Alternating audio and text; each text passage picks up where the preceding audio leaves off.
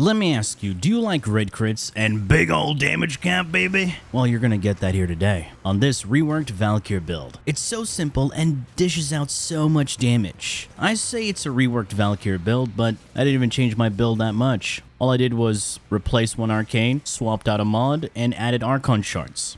What can I say? So, Valkyr got a nice update to her kit, not changing much, but just enough to make a difference. With this rework, she outperforms a lot of melee exalted Warframes in terms of accessibility, survivability, and straight up raw damage. If you were to have Baruch and Valkyr on the team, Valkyr will have a way faster head start and damage ramp up, and she also has innate access to a gap closer that groups up enemies, that has you build up your combo and passive insanely fast. It's funny how I made a comparison video on these two frames a while back, and look at how the turns have tabled. Also, for the people upset about her losing her invulnerability, please, shut up your mouths. So, I'm going to show you a segment from the stream to showcase the before, and then move on to the after. Alright, her first ability, Ripline, it's literally Spider-Man.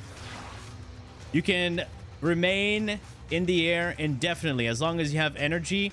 In its current state, Ripline pulls enemies towards you and ragdolls them. It sends them flying. The second ability, it's a stationary cast. It cannot be recast, and it gives you temporary armor, right? And slows down enemies within the vicinity once per cast. And it scales with, of course, range mods. Boom. Enemies with this aura on them, they're slowed down. And it scales with strength, of course. The third ability uses your shields right there. Boom. And staggers enemies. Opens them to finishers. Absolutely useless ability.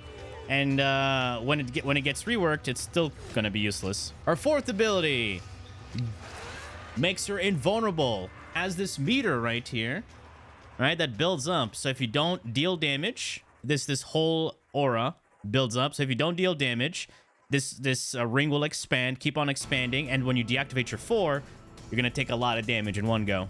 You're invulnerable casting your 4, if you did not realize, and they're gonna remove that. And what is her passive, guys? Her passive is amazing.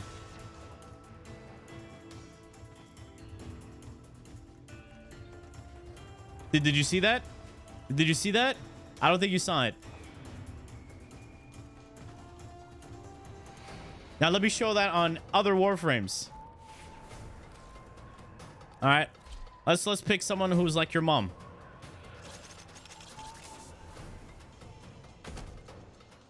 You saw the difference, right? And her other passive, she has 2 passives by the way. That was passive number 1. Her second passive is, I don't have to show you. I can just do this.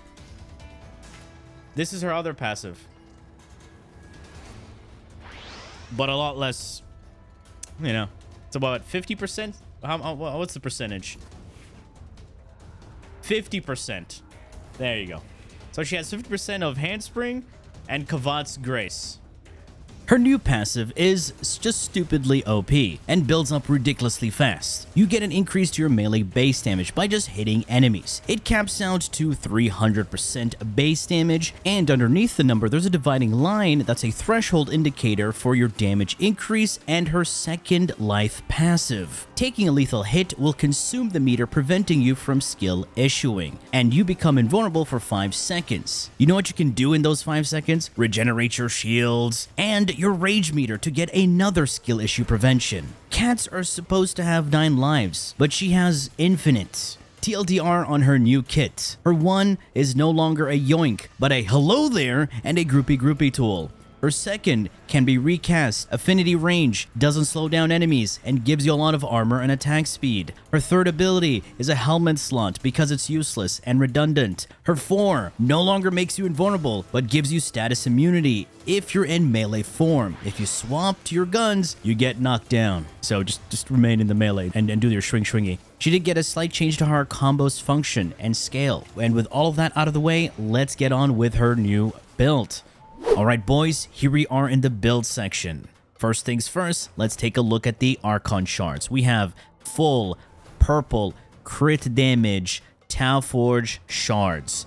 These give you crit damage on your melee. You start off at a base of 37%. However, if your energy is over 500, as you can see, we're well over 500, we get double the effect here. So this greatly boosts our critical damage. And her best in slot Helminth for this loadout is going to be Nourish. Nourish is a viral elemental damage multiplier. Not only that, it's an energy multiplier. So it gives you damage and it gives you sustain. We're already getting so much base damage from her passive. And when you mod for strength, you're going to get a lot of damage there. So you want to have elemental damage. Remember the big three, boys: base damage, elemental damage, and critical damage. And for those saying Wrathful Advance, don't. The reason being is that it won't have the best duration, uptime is going to be annoying, and if you accidentally aim it at an enemy, you're going to consume your combo. And that could be annoying if you're running specific loadouts. And the other thing is, listen boys, she's hitting consistent red crits and can hit damage cap. Did you see how Wrathful Advance is just going to be redundant at that point? You can see by our stats right now, we have decent amount of duration and a lot of strength to buff that fourth ability. Not so much in range. We don't care too much about the range because we have a lot of ways to gap close on the enemies and a wide swing on our attacks. On top of that, efficiency is useless because we have Nourish. Here's the thing. Let's start off with the gameplay loop. When you initially start, you want to do 2 Void Slings, activate your Sling Strength, and this will also give you power transfer, so strength and casting speed. So quickly aim at the ground, activate Uru, second ability for the attack speed and armor, and then your fourth ability to give you even more defenses. Now, when it comes to combos, you want to avoid running your forward attack or your neutral attack or even any other form of attacks. Her best in slot attack is going to be her slide attack. Just like that. It's a multi-hit string that deals insane amounts of damage. And it is a gap closer. So it carries your momentum insanely well. Yes, there are people who are not going to like this slide attack, but it's the most consistent way to deal insane amounts of damage. Let's have a look at those combo multipliers. You can see right there, starts out of 100 to 300. See, the damage numbers are inconsistent. All of these, not that great. Look at that. And then finally we hit the slide attack. Yes. Yes. Look at that. I cummed all up in that. I came to Exactly. And the other thing you have to remember is that this is an exalted melee weapon. That means it will inherently have 100% follow through, meaning she will not have that damage fall off. Follow through is pretty much the melee equivalent of damage fall off. So if you ever look at your regular melee, you see it. This one has 60% follow through, meaning if you're hitting a group of enemies, the first enemy will receive 100% of the damage, but the second enemy will take 60% of your damage. And then the third enemy will have that damage reduced again by 60%. That's what follow through does. And with this type of follow through, enemies are eating a lot of dicks. All right. So let's go over the mods real quickly. For the Arcanes, Molt Augmented. Once you get 60 kills, deactivate your fourth and reactivate this so you can get the bigger bonus, so you can deal even more damage. Arcane Reaper. This gives you health regen, just to help up with the lifesteal on top of that. And you also get armor. So lifesteal and some armor. But if you want even more attack speed and you don't care about the armor and lifesteal, well, let's be honest, all right? We're going to go Arcane Strike. No need for Fury this time because of her passive. It already gives you a lot of base damage. And if you're going for a full Umbral build, well, you do have Arcane Bellicose. Alright, in the aura, we have Corrosive Projection. Less armor, you'll do more damage. Strength mods with Bowdrift, Blind Rage, Fortitude, and Precision Intensify. These three are going to be universal strength increases for everything. However, Precision Intensify is solely focused on the fourth ability to give it that big boost of damage. Following up, we do have Prime Flow for the large energy pool, Equilibrium for the orb pickup conversion, so health becomes energy and energy becomes health. Simple as that. Nero's Hatred here not only increases my slam damage, but it also gives me some health and some additional duration, so not bad. And for our duration, Narrow-Minded. And then finally, Eternal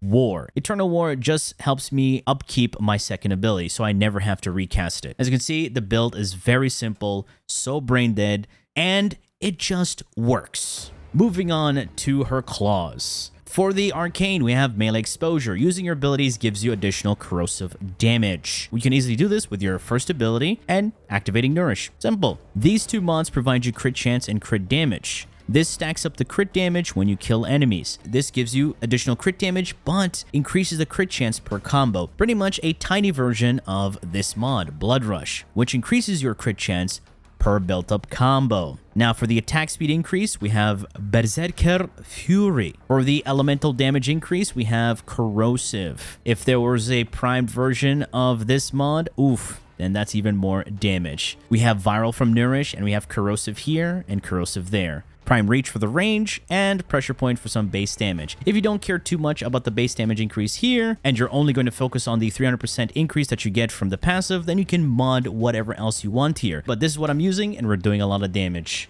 Now, as you can see, we also have 20 seconds of combo duration, and that's easily achieved with my guns. What do you mean you get combo from using your guns? Well, you don't actually have to use them, just have them equipped with the Dexterity Arcane. 7.5 seconds, and on the secondary, 7.5 seconds. That all adds up and gives you easy combo duration. And for my companion, the bestest of boys, Banzer Vulpfeiler. This fox is just here to spread viral, stop me from skill issuing, and stop itself from skill issuing. We have Link Vitality and Link Fiber. It's going to make this dude very tanky. And just to add insult to injury, so the enemies don't kill your pet, you have Prime Pack Leader. Since you're a melee Warframe, hitting enemies will give your pet Overguard. Tenacious Bond for even more crit damage, and Synth Deconstruct so you can get even more health orbs to be converted into energy. The sustain is insane. And the weapon, Bite, so you can maintain the Tenacious Bond buff. Otherwise, this is it. And there you have it, boys. The new and improved Valkyr, dealing millions to billions of damage. Tell me, what do you guys think about the new Valkyr? How do you feel? And are you enjoying the update? But anyway, folks, that has been it for me. I do hope you enjoyed and learned something from this video. And if you did, please feel free to leave a like, share, and subscribe. For more Warframe content, streams, and so much more, do refer to the description. Thanks for watching, and as always, a peace. Bye-bye now.